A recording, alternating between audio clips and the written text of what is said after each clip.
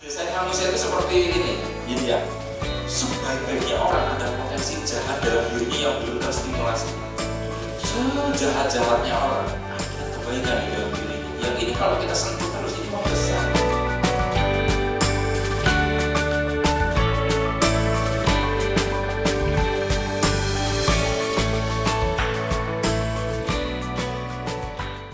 Assalamualaikum warahmatullahi wabarakatuh. Jumpa lagi kita berjumpa dengan saya Arif Rahutomo atau Arif RH dalam rekaman video iseng reborn. Cie.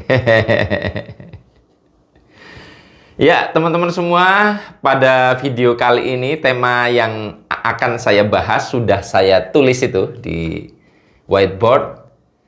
Yang akan saya bahas adalah paradoks standar ganda. Paradoks standar ganda.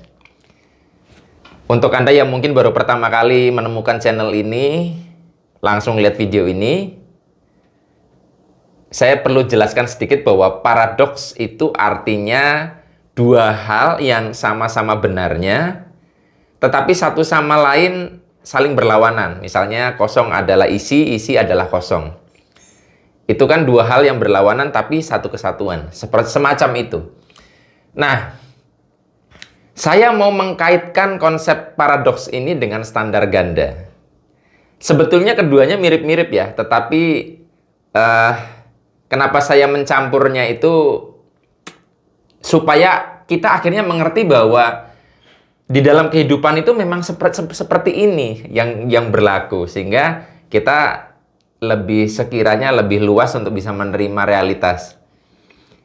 Contoh paling gampang adalah yang kekinian, sebenarnya nggak kekinian juga, beberapa waktu lalu di dunia media sosial sedang heboh tentang ada seorang pemuka agama yang baru datang dari luar negeri lalu mengadakan hajatan nikahan anak.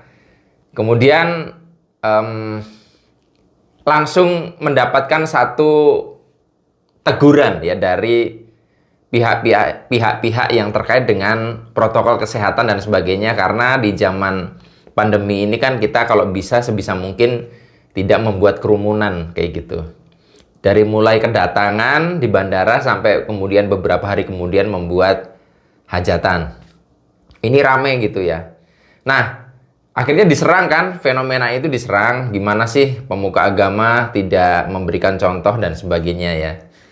Katanya revolusi akhlak, katanya begitu di dua kubu ini, saya kan mengamati. Tapi yang menarik adalah ada kerumunan yang serupa juga, hanya beda konteks.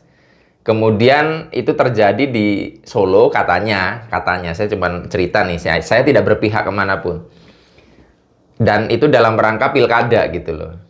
Kok yang ini nggak ditindak sih? Kerumunannya juga banyak. Itu kok kesannya kok jadi salah banget, padahal yang lain melakukan kesalahan yang serupa kok tidak ditindak. Sehingga dikatakan standar ganda. Pemerintah standar ganda.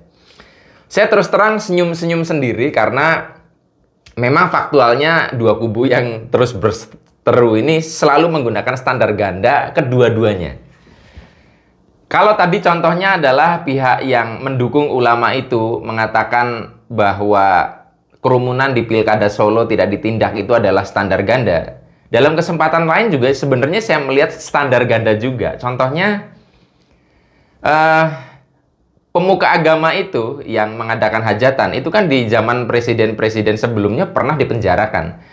Tetapi zaman itu tidak ada yang namanya isu kriminalisasi pemuka agama. Kriminalisasi ulama itu tidak ada. Padahal pemuka agama yang sama. Tetapi ketika sekarang misalkan pemuka agama itu dibawa ke ranah hukum, itu langsung pendukungnya teriak-teriak ini kriminalisasi ulama.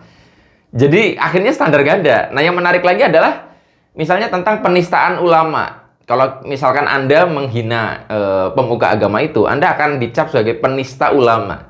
Anda menghina ulama. Tetapi yang menarik adalah ada beberapa pemuka agama yang dia ini dibully gitu loh. Pemuka agama ini kebetulan memang lebih dekat kepada pihak yang saat ini sedang berkuasa.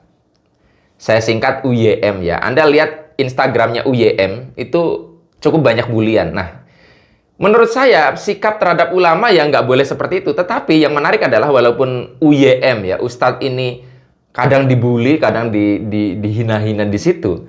Itu tidak ada isu yang namanya penghinaan ulama, tidak ada isu penistaan ulama, nggak ada. Karena pelakunya dari kelompok mereka. Jadi ini terus terang kalau saya sebagai pengamat sih ya sudahlah, itu memang realitas ya. Tetapi kadang kalau misalkan muncul saya ke dalam dimensi dualitas, saya kesel juga karena standar ganda inilah yang menyebabkan jadi kisruh. Di satu sisi norma ini ditegakkan tapi hanya berlaku untuk yang di sini, di sana enggak. Jadi kayak tebang pilih, contohnya seperti itu. Nah, tetapi setelah saya mau menghakimi fenomena itu, saya berkaca kepada diri sendiri dan kebanyakan orang, memang kebanyakan dari kita tuh standar ganda. Sekarang kalau pengen tahu standar gandanya versi kita kayak gimana sih, dan bahkan kita lakukan sejak kecil. Contoh paling gampang kalau misalnya kita nonton film superhero ya, film animasi gitu. Nah, contohnya kalau zaman saya tuh ada Google Five. Google Five, jadi ada 5 kesatria yang menggunakan kacamata, ada 5. Tapi kalau Anda tidak mengenal Google Five, ada yang namanya Power Rangers. Ya. Oke, ini saya pending dulu, saya mau belok sedikit. Dulu waktu saya menonton satu film superhero dan superhero-nya itu sendirian. Lalu superhero ini dikeroyok oleh monster-monster, dikeroyok oleh musuh-musuh, ya. Dikeroyok misalkan 1:4, 1:5. Itu saya dengan gegap gempita mengatakan, kurang ajar itu mainnya keroyokan, curang lah gitu loh kan. Jadi ketika main keroyokan ini kita sebut ini curang. Curang, tidak fair. Nah, yang menarik adalah kalau Anda perhatikan Power Rangers itu kalau misalkan bertarung, mereka keroyokan. Satu monster dikeroyok berlima.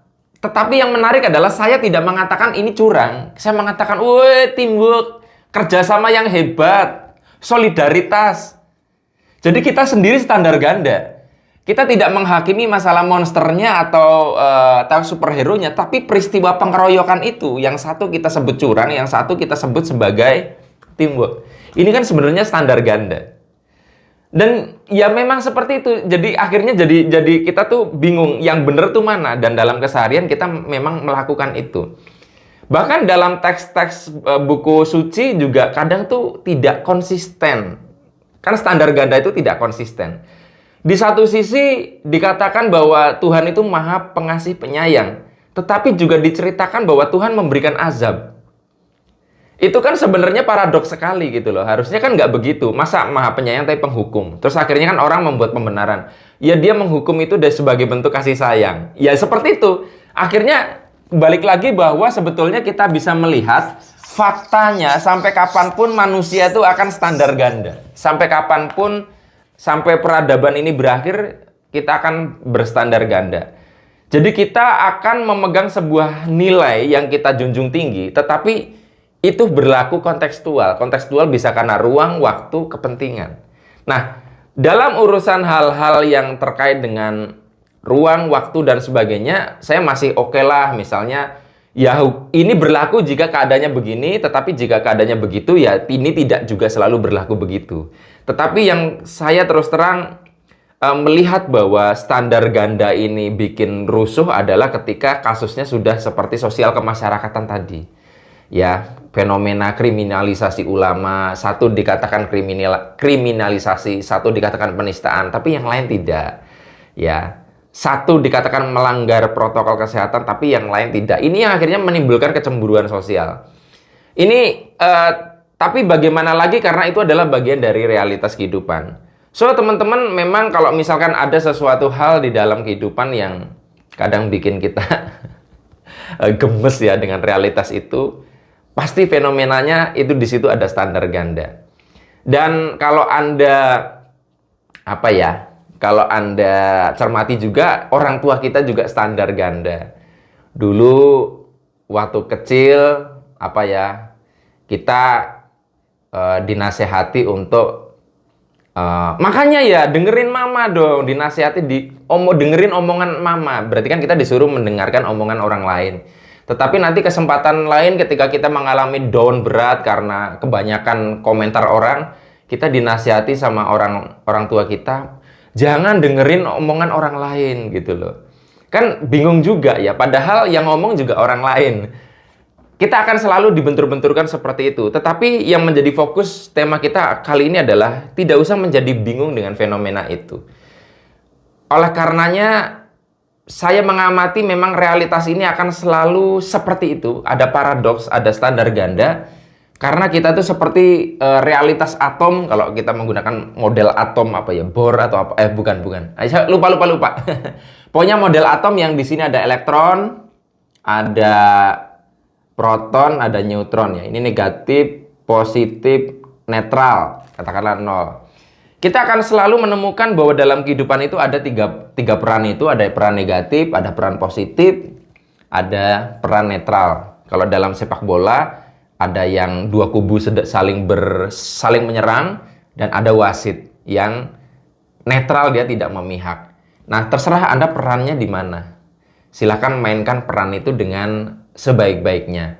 Meskipun di sini juga nanti bingung lagi ya. Kita di sini kan sebagai pengamat mengatakan ini negatif, ini positif, ini 0 ya. Nah, yang menarik adalah misalkan ini kubu A yang memihak siapa, kubu B memihak siapa. Kita menyebutnya ini negatif, ini positif ya. Tetapi bisa jadi dalam pandangan mereka ini yang positif, ini negatif, dan mereka merasa ini positif, ini negatif. Kalau sudah terkait dengan kepentingan itu menjadi nggak jelas lagi, akhirnya pelabelan positif, negatif, dan sebagainya. Sesekali kita perlu menjadi pengamat, sesekali kadang kita perlu menikmati dalam dualitas, dalam perkubu-kubuan. Apapun standar ganda yang Anda gunakan, jika itu menimbulkan kekacauan, menurut saya sih sebaiknya ditinggalkan saja. Tetapi jika standar ganda itu melahirkan kebijaksanaan, ya kenapa tidak? Karena naturnya memang kehidupan ini adalah paradoks. Dan salah satu perwujudan dari paradoks adalah standar ganda. Sampai ketemu lagi dalam rekaman video Iseng Reborn yang selanjutnya. Saya akhiri, billahi taufiq wal hidayah. Wassalamualaikum warahmatullahi wabarakatuh. See you.